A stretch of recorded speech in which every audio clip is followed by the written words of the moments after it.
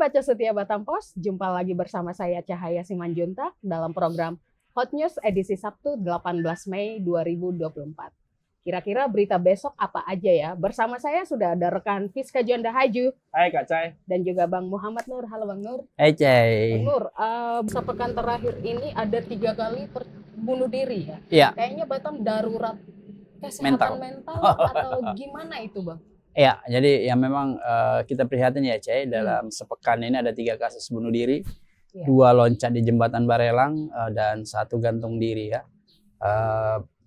Ini sangat miris ya, apalagi yang bunuh diri ini rata-rata usia produktif ya, anak-anak muda yang masih produktif sekali gitu.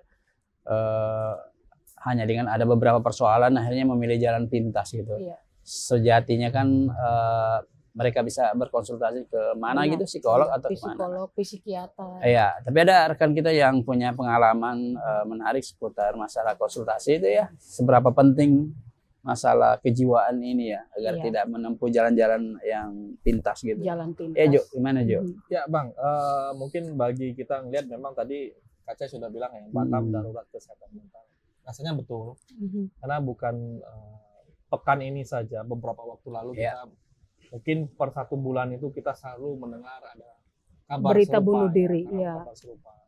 Sehingga ini harusnya menjadi perhatian bersama, tidak bisa lagi dibiarkan isu ini, tidak bisa lagi menjadi ini cuma 1 masalah 2 orang, enggak, ini problem mungkin yang terjadi oleh warga Batam, sehingga kita merasa pemerintah harus memberikan fokusnya, harus memberikan kebijakan yang baik agar masyarakatnya itu kesehatan mentalnya terjaga. Jadi mungkin kalau dulu kita menjaga kesehatan jasmani ya Kak Cai, tapi kan sekarang ini butuh kesehatan rohani atau kesehatan mental kita perlu dijaga juga gitu. Karena beban kerja yang tinggi, dengan beban kerja di Batam yang luar biasa ya, dengan ekonomi yang luar biasa, lalu beban-beban lainnya under pressure banget ya. Tentunya akan membuat mental kita juga drop. Nah, butuh bagaimana memaintenance-nya dengan baik. Nah, kemarin kami sudah sempat bincang-bincang dan memang puskesmas di Batam itu melayani hal-hal serupa. Jadi puskesmas di Batam punya namanya klinik layanan jiwa. Nah, klinik ini bisa dimanfaatkan oleh warga Batam yang merasa dirinya mungkin secara kesehatan mental terganggu, bisa langsung datang. Ini mungkin sedikit pendidikan ya ke masyarakat bahwa kesehatan mental terganggu ini bukannya gila atau apa. Itu bukanlah konotasinya aib. Tidak seperti itu. Itu bukan aib yang perlu disembunyikan.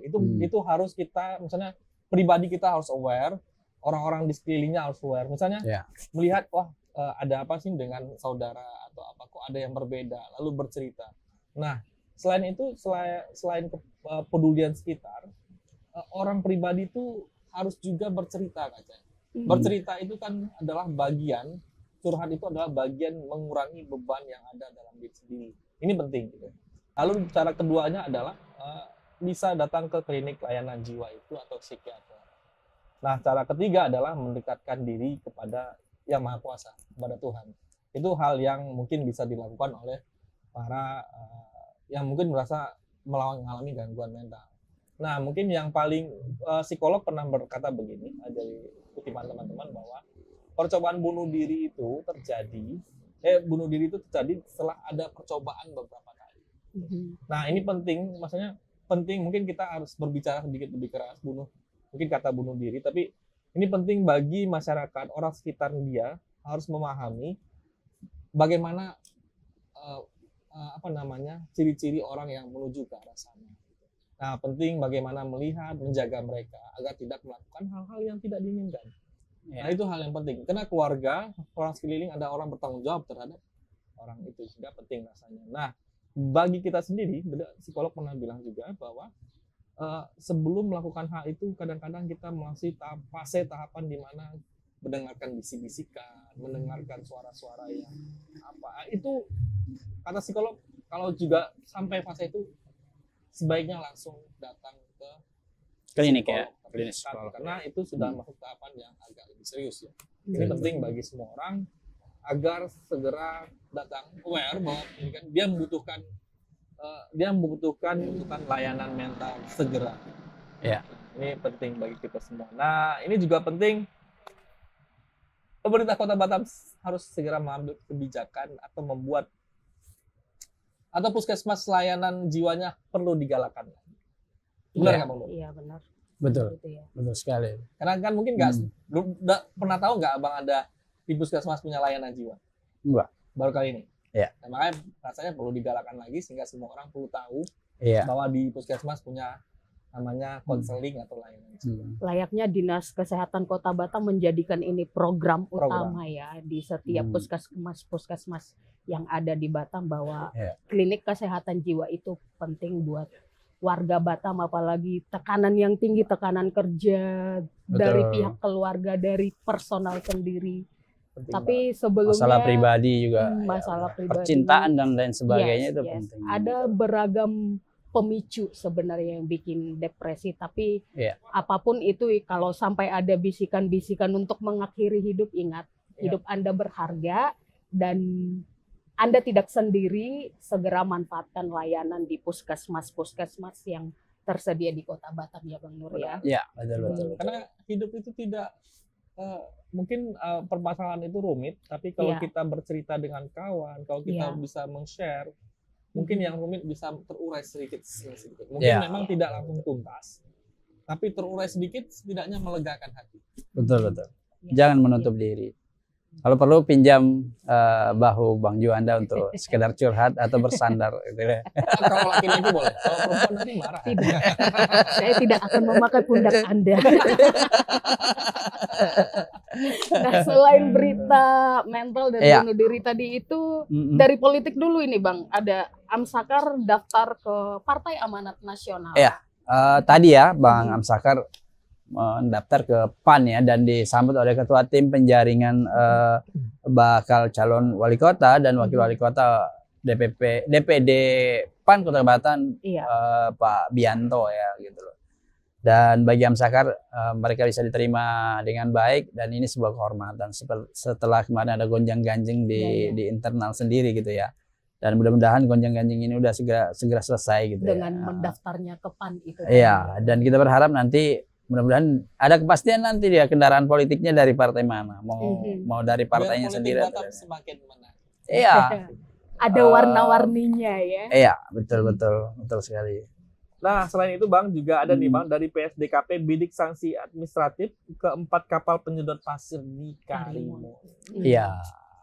Nah, ini memang penting ya, karena isu lingkungan ya Bang. Iya, masalah lingkungan. Dan kalau pasir laut disedot, konsekuensinya adalah tenggelamnya beberapa pulau yang di sekitarnya. Karena kita sempat membahas soal pasir laut. Iya, benar-benar. Bakal membuat pulau-pulau kecil di sekitarnya tenggelam. Iya, apalagi memang dengan kedaulatan kan Bang ya.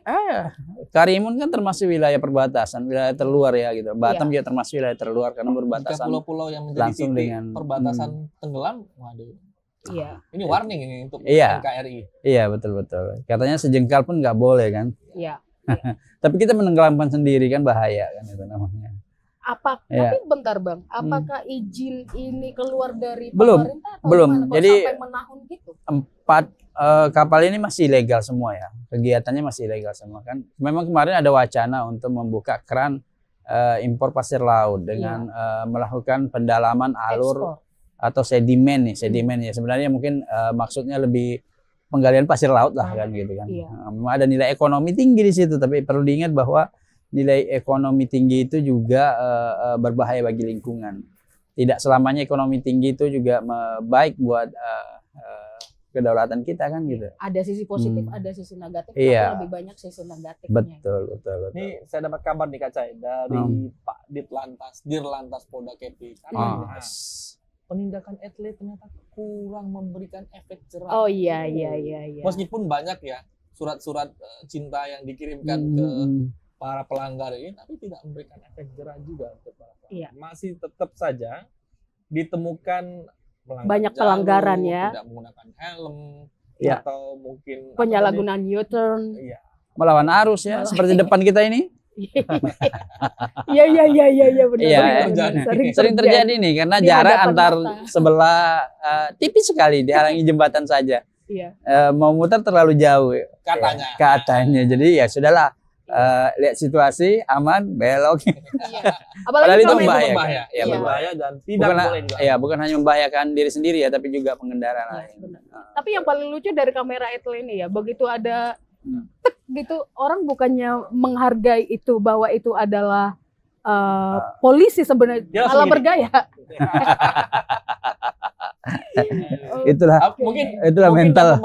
Pemeriksa kamera etle mungkin ketawa ini ya, galeng-galeng ya. Kok suka berfoto ya? Bergaya begitu dicekrekin kamera etle. Tapi ini dari CJH dulu nih, calon jamaah haji itu. Ya, ini udah kloter 6 ya, Cah ya. Udah sampai hari ini udah kloter 6 dan informasi dari Tanah Suci kloter 1, 2, 3 dan 4 serta 5 ini 5 nanti mungkin nanti malam sampai. Setelah sampai di Madinah mereka kan bisa langsung melakukan ibadah-ibadah arba'in ya. Antara lain misalnya berziarah ke makam Rasul, terus mengunjungi tempat-tempat bersejarah lainnya dan juga bisa melaksanakan ibadah-ibadah sunnah lainnya ya di Raudah misalnya yang mempunyai nilai pahala yang sangat besar dan ini pasti dimanfaatkan oleh jemaah haji untuk tersisa 22 kloter lagi. Ya, 22 kloter lagi. Sampai menunggu untuk berangkat. Ya, biasanya sudah tak sabar lagi nih. Kapan berangkat ini? Biasanya para jamaah haji nih. Iya, mudah-mudahan semua sehat-sehat aja ya, Ju ya, karena tadi kita dari beberapa daerah lain ada juga yang daftar bareng istri tapi ternyata yang sampai ke Tanah Suci cuma tinggal suami kan. Artinya si istri berpulang duluan kan gitu loh. Dan mudah-mudahan mereka dipersatukan nanti kelak di surga ya. Amin. Ini ada warning juga ya Kak Cai untuk warga Batam bahwa dalam hingga akhir pekan ini kota Batam itu berpotensi hujan. Oh ya, cuaca ya. Kilat. Nah, ini hati-hati. Bagi warga Batam hati-hati, jangan keluar-keluar sendirian. Kalau berdua, bertiga. Ya, kurangi aktivitas di luar ruangan. Kurangi aktivitas di daerah lapang ya karena berpotensi petir ya, betul. Apalagi uniknya di Batam kalau cuaca potensi hujan tinggi itu pintar-pintar memilih akses jalan raya. Bisa jadi banjir. Betul. Dan di saat banjir itu kita tidak tahu kan apakah ada lubang atau tidak di situ kan. Jadi hati-hati. Karena Batam banyak jalan yang berlubang. Pesan dari redaksi Batam. Karena banyak lubang-lubang yang baru. Ya, titik banjir baru ternyata juga ada di kawasan Kampung Bule. Ini yang mungkin luput, itu titik baru ya. Sebelumnya tidak pernah ada banjir. Sebelumnya tidak pernah banjir, malah hujan sebentar aja malah kawasan itu jadi banjir. Itu kenapa ya? Padahal di situ kan ada daerah resapan air. Oh ya, rata-rata karena saluran drainase yang tersumbat dan volumenya udah terlalu kecil ya, karena memang juga hutan semakin berkurang ya, yang banyak gedung-gedung akhirnya tidak ada resapan istilahnya kalau dalam ilmu tanah itu ya. Air itu tidak bisa lagi meresap ke dalam tanah sehingga mengalir di permukaan. Itu namanya aliran permukaan. Nah, ketika volumenya tinggi maka drainase tidak akan mampu menampung. Akhirnya kemana? Meluber ke badan jalan gitu. Banjir.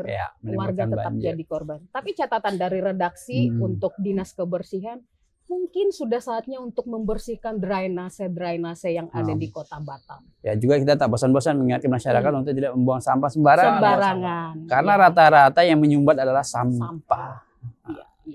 Dan juga mungkin DLH juga sudah melakukan razia-razia. Oh iya, betul.